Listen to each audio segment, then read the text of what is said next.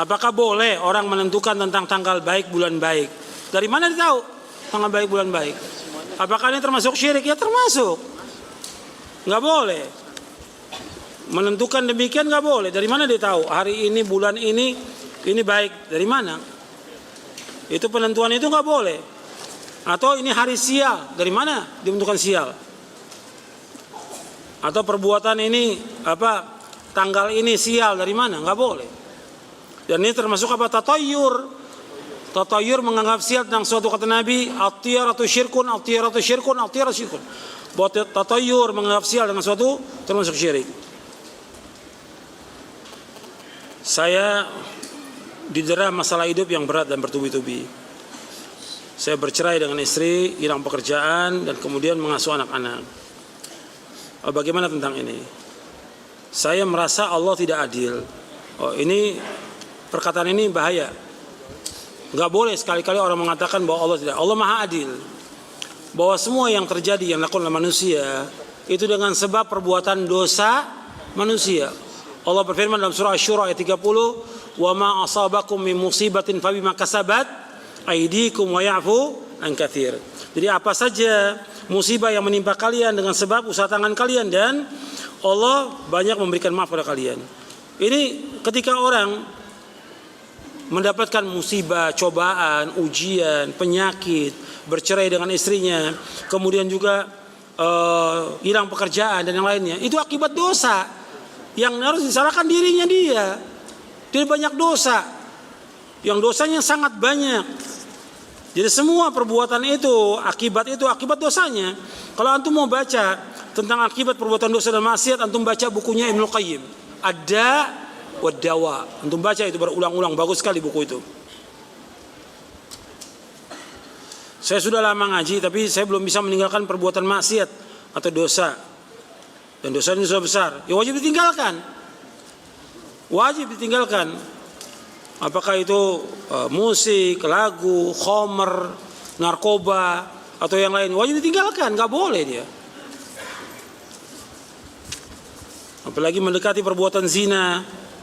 Kalau enggak, berat buat dia. Di dunia berat, akan diazab oleh Allah. Di akhirat juga berat buat dia. Karena dia tahu perbuatan itu maksiat, tapi dia masih lakukan. Makanya ada orang-orang yang melakukan amal-amal soleh, kata Nabi SAW, seperti gunung Tihamah. Besar gunung Tihamah. Kemudian Allah hapuskan amalnya semuanya. Kenapa? Karena dia apabila melewati apa-apa yang dilarang oleh Allah, dia langgar. Hadis ini sahih, diriwayatkan oleh Imam Ibnu Majah. Innahum idza khalau bimaharimillahi intahakuha, kata Nabi. Dia apabila melewati apa yang diharamkan Allah, dia langgar perbuatannya itu, maka Allah hapuskan amalnya. Waliyadzubillah. Rugi dia dunia, rugi akhirat. Makanya orang yang sudah ngaji, dia wajib menjaga diri. Tujuan dari pengajian, tujuan dari nuntut ilmu, yaitu takut kepada Allah. Makanya kata Imam Ahmad bahwa al-ilmu itu apa? Khasyatullah. Ilmu takut kepada Allah. Antum baca ulang lagi dah. Antum ini ngaji nuntut ilmu, antum baca ulang lagi. Menuntut ilmu jalan menuju surga. Panduan menuntut ilmu. Saya jelaskan di situ. Bagaimana ilmu itu wajib mencegah kita dari perbuatan keji dan mungkar. Karena ilmu itu takut kepada Allah. Kalau kita nggak takut, berani, berarti kita bukan talibul ilm. Seorang muslim dia wajib takut kepada Allah. Maka Allah menyebutkan dalam Al-Quran, innama yakhshallah min ibadihil ulama. Dia wajib takut kepada Allah. Bukan dia ngaji, sekedar asal ngaji, tapi dia masih melanggar, masih berbuat riba, masih musik, masih durhaka pada orang tuanya, masih makan yang haram, masih dia mendekati perbuatan zina.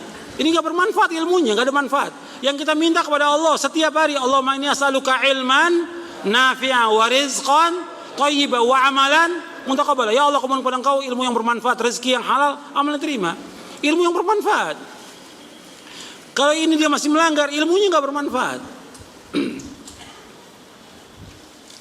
Ada orang yang dia ngaji, bahkan jadi pengurus pengajian, tapi nggak pernah tinggal rokoknya. Ini nggak ada manfaat ini. Seperti ini. Dia harus tinggalkan semua yang haram, harus tinggalkan. Kita wajib menjelaskan, kita wajib mengimani tentang nama dan sifat Allah. Nah, bagaimana kalau ada orang menuduh pengajian sunnah ini mujassima? Mujassima itu artinya kelompok yang menyamakan Allah dengan makhluknya, sama dengan musyabbiha. Ini karena kebodohan mereka dari ahlul bidah, kesalahpahaman mereka. Dianggap kalau kita menetapkan nama dan sifat Allah, dianggap kita musyabbiha. Tidak. Kita wajib menetapkan semua nama dan sifat Allah sebagaimana yang Allah dan Rasulnya tetapkan. Tapi nggak boleh kita mentakwil, nggak boleh kita mengingkari, nggak boleh kita menyamakan dengan makhluknya, dan nggak boleh kita menanyakan tentang bagaimana sifat Allah. Seperti disebutkan tentang wajah Allah, kita wajib menetapkan tentang wajah. Tapi wajah Allah nggak sama dengan wajah makhluknya. Allah punya tangan, tangan Allah nggak sama dengan makhluknya. Allah mendengar, nggak sama mendengar dengan makhluknya. Laisa kamitslihi syai'un wa huwas samiul basir. Allah nggak sama dengan makhluknya. Dan Allah Maha mendengar, Allah Maha melihat.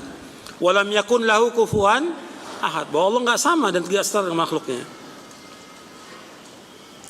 Tolong jelaskan tentang kajian-kajian yang sesuai dengan sunnah tidak.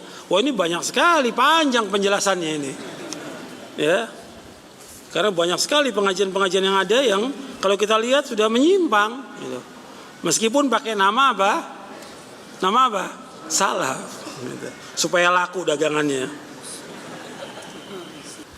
Apakah kalau kita membicarakan tentang ahlul bid'ah termasuk dari ghibah, yang dibicarakan apa dulu? Kalau dibicarakan penyimpangannya dia untuk menasihati umat boleh. Tapi kalau menyebutkan tentang pribadinya, rumah tangganya nggak boleh, ghibah masuknya. Kalau orang muslim boleh membicarakan tentang apa? Tentang perbuatan bid'ahnya dia yang menyimpang, bukan berkaitan dengan aib dan rumah tangganya dia nggak boleh. Kita sebutkan nggak boleh. Dia tetap muslim sama dengan yang lainnya sebagai muslim. Nggak boleh membuka aib orang lain, nggak boleh. Tapi menjelaskan tentang bid'ahnya supaya orang tidak tertipu dengan bid'ahnya supaya nggak boleh, boleh. Sebagaimana para ulama ahli hadis menjelaskan tentang rawi-rawi hadis. Apakah ada dalam Islam kuburan yang dikeramatkan? Nggak ada. Nggak ada dalam Islam kuburan keramat, nggak ada. Kuburan yang mengandung barokah nggak ada dalam Islam. Bahkan kita mengadakan safar ziarah kubur nggak boleh. Karena mengadakan safar ziarah dengan tujuan bahwa tempat itu mengandung barokah hanya 3 tempat. Kata Nabi SAW, la tushaddur rihalu illa ila thalathati masajid, masjid hadza wa masjidil haram wa masjidil aqsa. Tidak boleh mengadakan safar dengan tujuan ibadah kecuali 3 masjid. Masjidku ini, Masjid Nabawi, yang kedua Masjidil Haram, yang ketiga Masjidil Aqsa. Jadi orang ziarah kubur keluar kota nggak boleh, safar nggak boleh. Ya, tujuan ibadah itu nggak boleh kecuali 3 masjid. Kita wajib menuntut ilmu dan mempelajari tauhid. Kita juga wajib kerja. Bagaimana? Ya tinggal kita ngatur waktunya. Kan bisa kita atur waktu. Kan kerja itu 8 jam. 8 jam untuk tidur, 8 jam lagi kan bisa kita belajar, baca buku, 1 jam untuk sholat umpamanya, 1 jam untuk baca Quran, 6 jam lagi bisa kita gunakan buat yang lain. Tinggal kita harus pandai-pandai ngatur waktu. Yang nggak pandai kita ngatur waktu. Waktu kita habis. Kalau kita lihat buat kerja, buat dagang, buat usaha, buat main-main, buat jalan-jalan, buat main HP dan segala macam itu. WA ini segala habis sudah.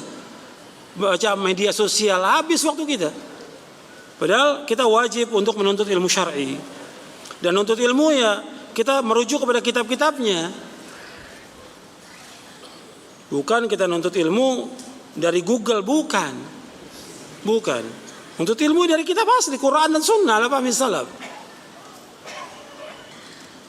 Bagaimana cara bertaubat orang yang pernah menggunakan sihir untuk mencelakakan orang lain? Ya kalau dia pernah melakukan demikian, dia wajib taubat dengan taubatan nasuha.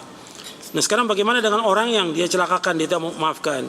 Ini kaitannya dengan masalah hak anak Adam. Karena dia sudah mencelakakan orang lain, akan dituntut sampai hari kiamat. Tapi tetap dia wajib taubat, wajib taubat. Karena taubat itu syaratnya ada 3, kemudian tambah 1, jadi 4. 3, yang pertama dia wajib untuk meninggalkan perbuatan dosa. Yang kedua dia menyesal. Yang ketiga dia harus punya kemauan yang keras untuk tidak mengerjakan perbuatan itu. Kemudian yang berkaitan dengan hak anak Adam yang keempat, dia wajib mengembalikan hak itu. Arti minta maaf kepada orang itu. Atau kalau dia punya barang yang diambil dia harus kembalikan. Atau dia pernah mukul orang itu, dia harus minta dihalalkan. Itu disebutkan oleh Imam Nawawi dalam kitabnya Riyadhus Shalihin di kitab Taubah, bab Taubah. Bagaimana kalau kita belajar tauhid tanpa guru? Nggak bisa, harus dengan guru. Antum baca kitabnya nggak ada masalah, antum baca berulang-ulang. Tapi tetap harus bimbingan ustaz, harus bimbingan guru. Bahwa kalau kita nggak ada bimbingan guru, kita nggak akan tahu, karena banyak yang kita nggak paham. Kita mesti bertanya kepada ahlinya. Bapak Allah berfirman, "Fas'alu ahla dzikri in kuntum la ta'lamun." Tanya kepada ahli dzikir jika kalian tidak mengetahui. Bagaimana kita bisa tahu seorang dai itu manhajnya lurus atau dia menyimpang? Ya kita lihat dari apa yang dikaji, apa yang disampaikan oleh dia, kan terlihat. Kajiannya benar atau tidak kan terlihat dia. Dia mengikuti Al-Quran wa Sunnah al-Fahmi salaf. Kalau dulu orang belajar itu teliti, si ustadznya diteliti dulu, ini benar atau tidak, dia ngerti agama atau tidak, dia syekhnya siapa, gimana ibadahnya, gimana sholatnya, gimana akhlaknya, teliti. Nggak seperti sekarang, pokoknya asal muncul di YouTube, udah dainya sahih ini sudah. Jadi kita ini udah terpengaruh dengan media, nggak melihat lagi sudah. Bahkan dipanggil keluar kota nggak tahu dia siapa. Pokoknya saya lihat ceramahnya bagus, ceramahnya enak. Padahal ahlul bidah juga ada yang lebih enak ceramahnya, lebih bagus juga dari ahlul bidah. Bahkan bisa membuat orang menangis dari ahlul bidah.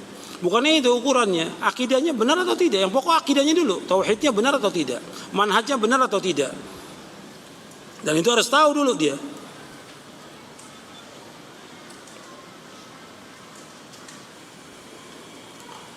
Apakah boleh kita minta didoakan oleh manusia?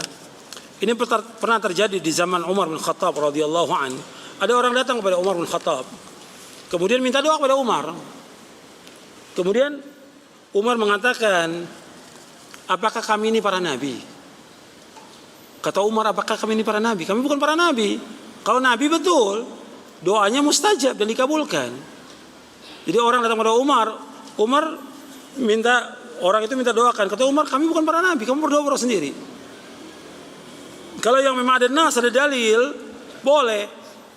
Seperti Nabi menyebutkan tentang Uwais Al-Qarni. Kalau dia datang, kamu minta kepada dia agar Allah mengampuni dosa kamu. Ketika Uwais datang, Umar minta sesuai dengan hadis Nabi. Uwais, tolong doakan saya. Karena ada dalil. Jadi kita semuanya berdasarkan dengan dalil. Ada dalil kita ikut, enggak? Kita nggak ikut. Yang terbaik kita berdoa masing-masing, sebagaimana Allah berfirman, ud'uuni astajib lakum, berdoa kepadaku tanpa perantara, langsung Allah akan kabulkan doa kalian. Bagaimana supaya kita memantapkan hati kita bahwa kita di dunia ini untuk beribadah kepada Allah? Ya sudah jelas nasnya dalam Al-Quran, wa ma khalaqtul jinna wal insa illa liya'budun. Maka kita harus belajar supaya kita paham. Dan juga kita harus tahu bahwa kita hidup ini diciptakan oleh Allah untuk ibadah. Tapi nggak lepas juga kita ini di muka bumi untuk memakmurkan muka bumi ini.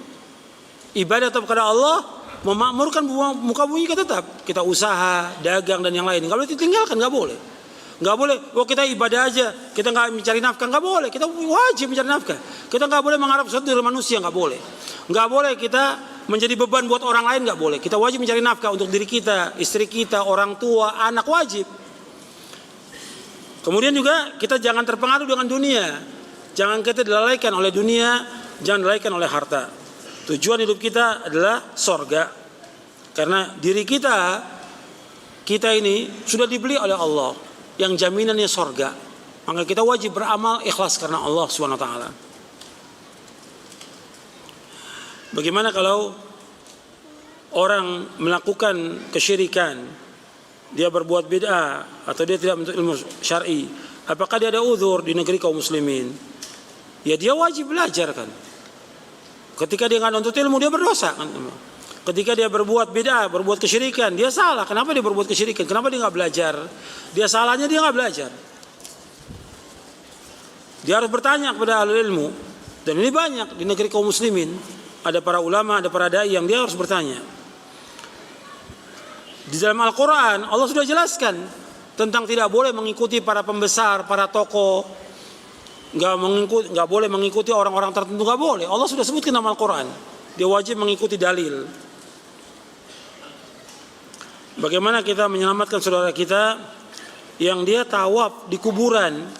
Ini perlu tahu, tawaf di kuburan ini syirik. Bahkan sebagian ulama mengatakan dia murtad dari agama. Karena tempat tawaf di muka buminya satu, di mana? Di Ka'bah. Yang ada di Mekah Al-Musyarrafah. Nggak ada lain. Tempat untuk tawaf nggak ada di muka bumi ini kecuali hanya di Ka'bah. Kalau orang yang tawaf ya sudah termasuk murtad dari agama, keluar dari agama Islam ini. Itu disebutkan dalam kitab-kitab tauhid dan syarahnya. Maka antum coba ingatkan lagi dia dengan cara yang baik supaya dia bertobat dan dia mengucapkan 2 kalimat syahadat lagi. Bagaimana kalau saya tinggal dengan orang tua dan selalu mendapatkan tantangan ketika menyampaikan tentang sunnah kepada orang tua. Ya kalau antum sudah berkeluarga, ya mesti pindah. Jangan tinggal bersama orang tua. Kalau antum sudah berkeluarga, sudah punya istri, punya anak, sudah punya istri aja harus pindah. Jangan hidup bersama orang tua. Antum harus mandiri. Dan dengan itu antum bisa bebas dalam melaksanakan sunnah-sunnah Nabi SAW. Tetap kita wajib berbuat baik pada orang tua, wajib berbuat baik pada orang tua. Tapi harus kita tinggal sendiri, punya rumah sendiri. Paling tidak kita kontrak, jangan bergabung dengan orang tua. Apakah orang yang berjenggot dan berhijab itu dikatakan salafi? Ya enggak juga. Ya, banyak ahlul bidah juga yang berjenggot pakai hijab, ahlul bidah. Dilihat dari akidah, dari manhajnya. Bagaimana akidahnya? Banyak kalau kita lihat firqah-firqah yang sesat juga berjenggot, istrinya juga pakai cadar, nggak disebutkan salafi. Jadi penyebutan salafi itu kepada orang yang akidahnya benar, manhajnya benar itu. Itu yang pertama itu dulu. Jadi kadang-kadang salah orang dalam menilai itu, dianggap kalau dia sudah berjenggot, tidak cingkrang, istrinya pakai cadar itu salafi. Ini juga salah. Sehingga kadang-kadang dengan cukup dengan jenggot dan tidak isbal, bagi dia udah cukup. Jadi nggak perlu ngaji lagi udah salafi, udah dijamin dengan sorga seolah-olah demikian. Gitu. Makanya banyak kita lihat orang-orang ya yang dia berjenggot gak pernah ngaji. Gitu. Kepengennya ngatur dakwah, kepengen jadi panitia, kepengen jadi IO atau yang lainnya. Gitu. Tapi nggak pernah ngaji, gitu. Jadi modalnya apa? Cuma apa? Jenggot dikit di sini. Sama tidak isbal. Nggak cukup. Dilihat dari akidahnya dulu, manhajnya benar atau tidak. Dan dia wajib nuntut ilmu. Nggak boleh berhenti. Sampai kapan nuntut ilmu? Sampai mati. Kalau sekarang ini kalau kita lihat, kalau udah jadi panitia pengajian, wah udah, seolah udah khatam di ilmunya. Udah nggak bisa apa-apa. Baca Quran juga sebagian nggak bisa kok. Yang panitia itu tauhid ini nggak paham tentang rukun tauhid, ditanya nggak tahu, belum tahu Ustaz. Antum belajar, bukan jadi panitia, belajar bukan jadi panitia. Bagaimana supaya suami saya ini terhindar daripada riba? Ya antum yakinkan bahwa perbuatan riba ini perbuatan yang haram dan dosa besar yang besar tentang riba ini. Jadi riba itu harus dijelaskan kepada suami anti ini untuk meninggalkan riba. Kalau rezeki pasti dikasih sama Allah. Memang ketika dia berhenti dari perbuatan riba itu, tidak kerja di tempat-tempat riba, dapat cobaan, ujian, dan itu biasa. Cobaan ketika dia taubat dikasih cobaan. Ya maisha belum ada, mata pencarian belum ada, masih nganggur, harus sabar. Tapi tetap dia berusaha untuk mencari dan pasti Allah berikan rezeki kepada dia yang lebih baik dan lebih berkah. Bagaimana kalau seorang dia mengutamakan ma'rifatullah namun syariatnya tidak jalankan? Ya, ma'rifatullah artinya mengenal tauhid dan mengamalkannya. Bukan seperti orang-orang tasawuf tarekat. Ma'rifatullah dianggap oleh dia mengenal dengan hati. Tapi yang lain ditinggalkan dari syariatnya. Gak boleh. Yang dikatakan ma'rifatullah mengenal Allah dan mengamalkannya. Dan dia wajib melaksanakan syariat seperti sholat, puasa, zakat, haji dan yang lainnya wajib dilaksanakan. Orang tua saya mengikuti seorang ustadz. Dia mengajarkan amalan dan ada kifaratnya. Kalau ingin sesuatu seperti keluar penjara, proses lahiran lancar, harus membayar kafarah. Bayarnya 1 juta. Apakah termasuk ajaran yang benar? Ajaran yang sesat ini namanya. Sesat. Nggak ada dalam Islam membayar kafarat kepada ustadz, nggak ada. Nggak ada ini.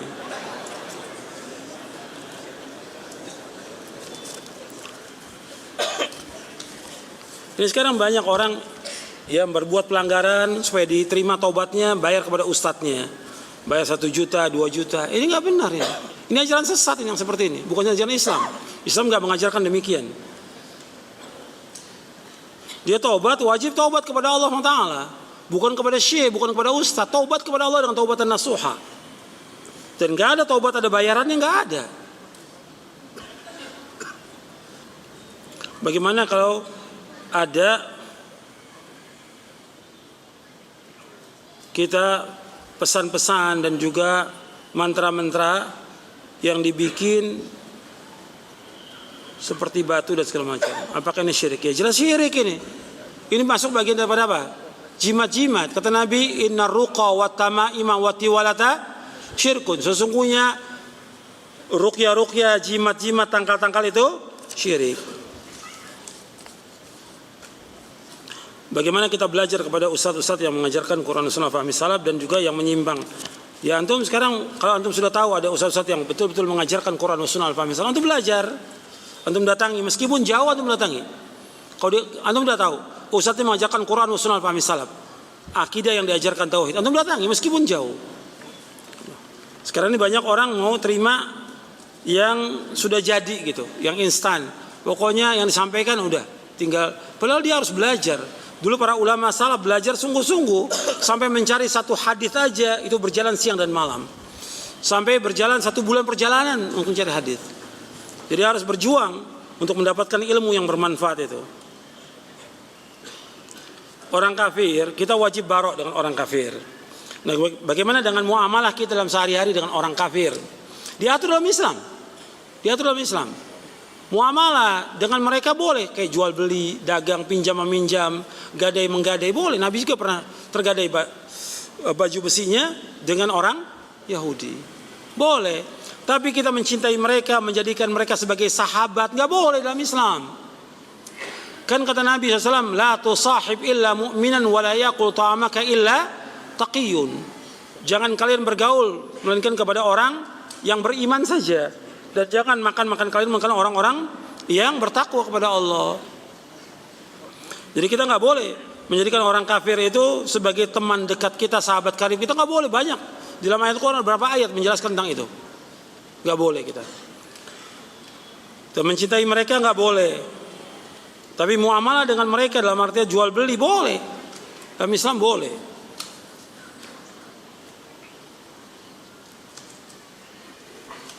Bagaimana kalau ada keluarga kita yang kafir? Ya kita dakwakan supaya dia masuk ke dalam agama Islam. Masuk sebagaimana sahabat-sahabat ketika mereka masuk Islam, mereka mendakwakan keluarganya. Seperti ada seorang sahabat yaitu Tamim Ad-Dari. Tadinya orang Kristen dia, Nasrani. Kemudian masuk Islam. Kemudian setelah masuk Islam dia mendakwakan kepada keluarganya. Di antara keluarganya ada yang masuk Islam, di antara keluarga tetap dalam Kristen. Kata dia, aku melihat keluarga saya, famili saya yang masuk Islam bahagia hidupnya. Dan saya lihat orang-orang yang menolak dakwah saya yang tetap Kristen hidupnya sengsara. Makanya harus ingat bahwa orang Islam itu hidupnya bahagia dia. Kalau ada yang cobaan ujian wajar sebagai manusia, tapi dia orang yang bahagia. Orang Islam itu orang yang bahagia. Sebab Nabi bersabda SAW, qad aflaha man aslama wa ruziqa kafafan wa qanna'a Allah bima ata.